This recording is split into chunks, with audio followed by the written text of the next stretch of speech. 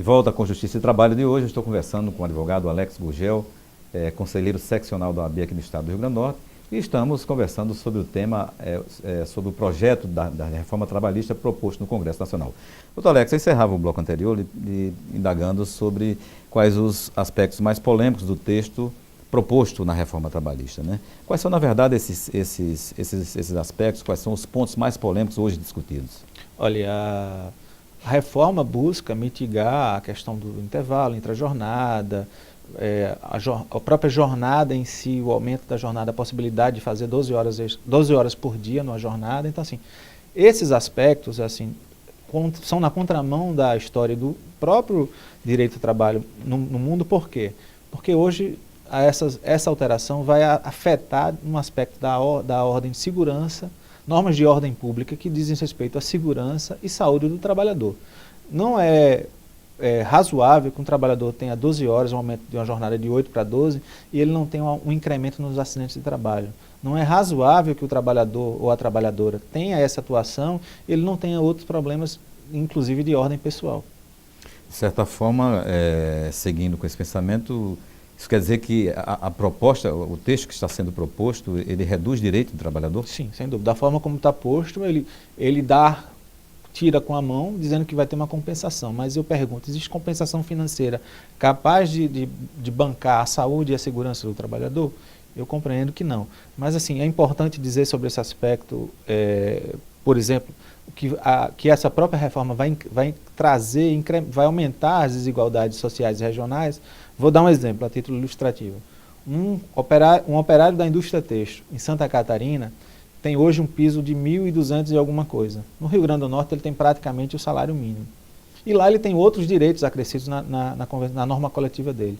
Eu pergunto, da forma como está posto, nessa guerra fiscal que existe no Brasil hoje, com essa discussão de que os estados têm que abdicar de tributos e de ter uma mão de obra mais barata, você acha que isso vai incrementar o quê para os trabalhadores e trabalhadoras do Rio Grande do Norte? Vai, na verdade, incrementar as desigualdades regionais, porque vai continuar fortalecendo essa situação. Sem esquecer, sem olvidar, que nós não, para termos uma discussão da reforma trabalhista, teríamos que ter tido anteriormente uma discussão da reforma sindical.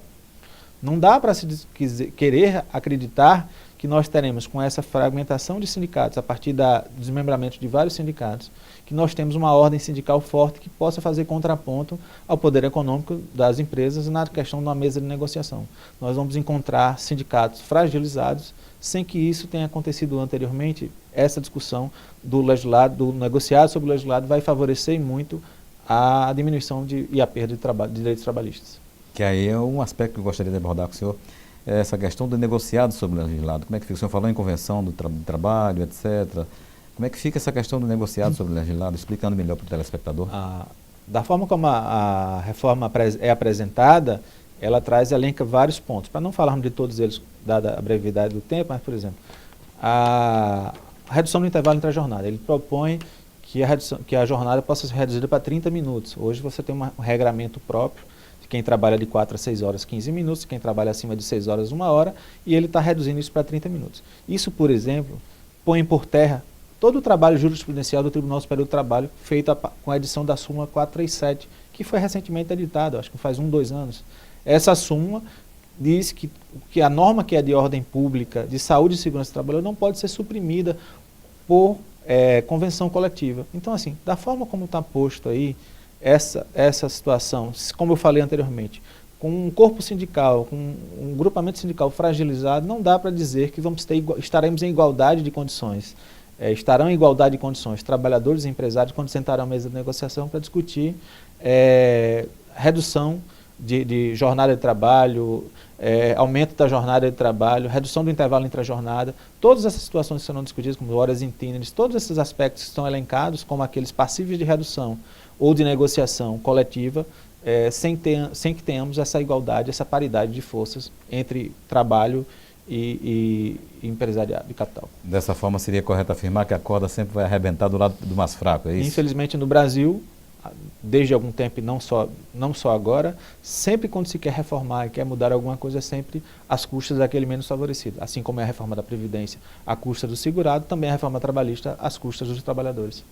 Doutor Alex Gurgel, algumas correntes do meio jurídico do país defendem que essa proposta de reforma trabalhista, ela, de certa forma, estimula o conflito e a judicialização. O que é que o senhor pensa a respeito dessa tese?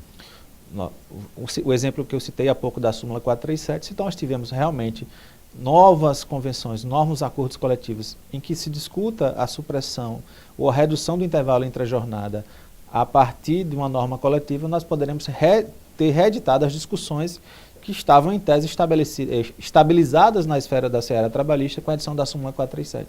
Então, dessa forma, realmente nós poderemos ter. Na verdade, sem esquecer que creio que a discussão também vai ser pela constitucionalidade dessas alterações, né? A discussão constitucional tem que ser reacendida e ser revista dentro da seara trabalhista. E aí um ponto que eu gostaria de tocar com o senhor, saber sua opinião. Na verdade, todos os códigos e todas as normas, eles são estudados e são estabelecidos pensando-se exatamente em ter um Estado jurídico estabelecido, um Estado de Direito, né? E principalmente se pensando em se organizar um determinado corpo social, como esse nosso país, onde se proteja os mais fracos, né? No mundo do trabalho, no direito do trabalho, isso não é diferente, né?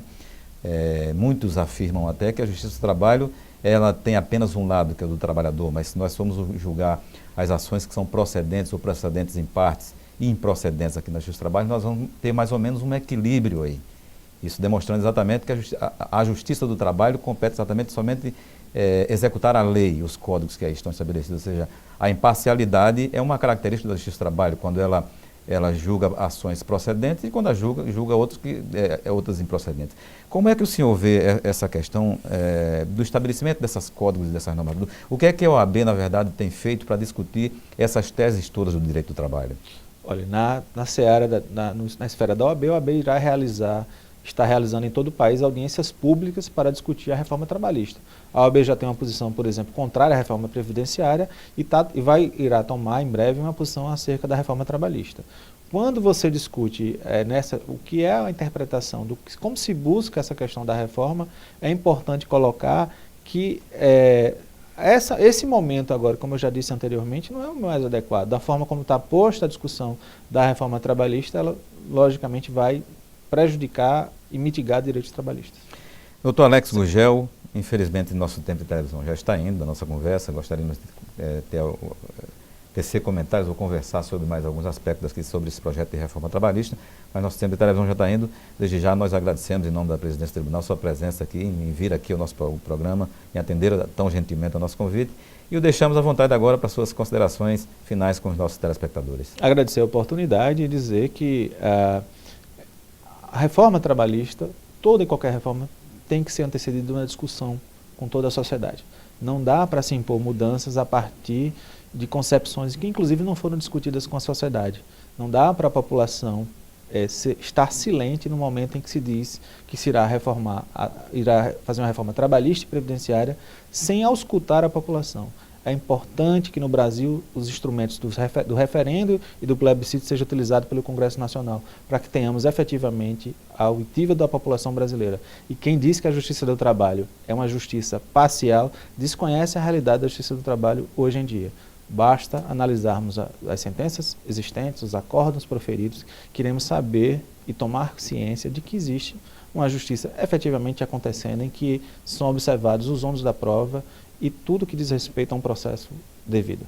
Ok. Muito obrigado pela sua presença. Bem, telespectadores, por hoje nós vamos ficando aqui com a nossa conversa. Nós acabamos de conversar com o advogado Alex Gurgel, conselheiro seccional da OAB aqui no estado do Rio Grande do Norte, e conversamos acerca do projeto de reforma trabalhista. Agora você fica com o quadro Profissão Artista com o músico potiguar Cacá Veloso. Um abraço a todos que estiveram conosco. Muito obrigado pela sua audiência e a gente se vê no nosso próximo encontro. Até lá.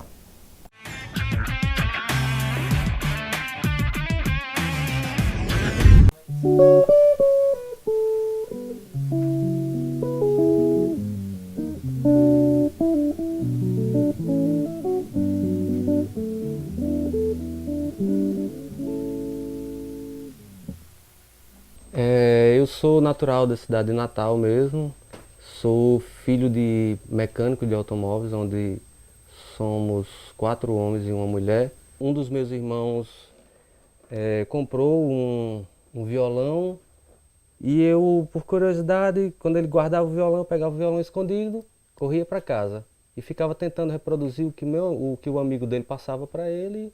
Segunda-feira, antes dele chegar, eu já chegava e guardava o violão de volta.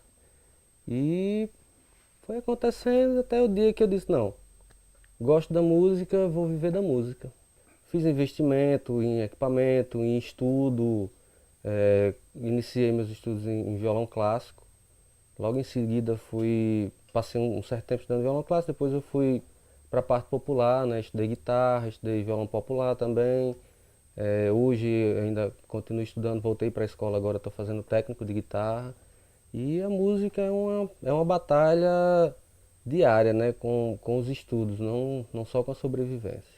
Eu acho que desde que eu conheci a música, desde que eu me identifico com música, eu não me vejo fazendo uma outra coisa. É paixão à primeira vista. E a música instrumental eu gosto e de um tempo pra cá a galera começou os amigos, né, começaram a pedir, a cobrar uma música instrumental e acabou que um desses projetos de lei de incentivo eu coloquei sem muitas intenções, fui aprovado e caí pro estúdio e começou a tomar uma forma legal a música. E assim, quando eu me deparei com o disco, eu estava imaginando 10 composições, eu tinha, sei lá, 5 ou 6 composições prontas. E no período das gravações tiveram músicas assim que praticamente eu acordei com a melodia pronta, botei pro papel e fui pro estúdio. Eu acho que a música é um pouco de tudo, mas sobreviver de música, eu acho que em todo canto. Acho que aqui em Natal, principalmente aqui em Natal, é meio que complicado também, é meio que se vira nos 30. Quando eu resolvi fazer música, era independente de estilo, independente de com quem eu ia tocar, eu assim estava para suprir as necessidades de quem estava me contratando. E eu sempre tentei fazer o melhor desse lado musical. Além de violonista e guitarrista também, eu me descobri como luthier acho que uns 8 anos, há uns 8 anos para cá, eu me descobri como luthier e eu tenho o maior orgulho de dizer assim que eu cuido de, sei lá, 70, 80% dos instrumentos dos artistas locais e tem gente até de fora que traz, eu tenho amigos em Campina Grande, em João Pessoa, que o pessoal liga, olha, eu estou mandando o instrumento para você aí, o táxi que está indo para aí vai passar, deixa e na semana que vem ele passa, pega. Então, isso é muito legal, você conseguir, assim, o conceito dessas pessoas, né, que de ter um instrumento legal para se trabalhar, ajuda muito também, é muito legal. Meu nome é Carlos Sérgio Ferreira. Há uns anos atrás me identificaram como Cacá Veloso. Eu estava tocando com um grande amigo, Valdir Luiz, e a gente estava tocando num lugar e de repente ele se apresentou, aí olhou para o lado assim, e comigo tocando violão, aí rolou aqueles 5 minutos de silêncio. Aí ele olhou para mim, aí olhou para o público e disse, Cacá Veloso. Aí ficou, e todo mundo me conhece como Cacá Veloso. Eu sou violonista, guitarrista, arranjador e assim toco com uma boa parte dessa turma que faz música boa em Natal.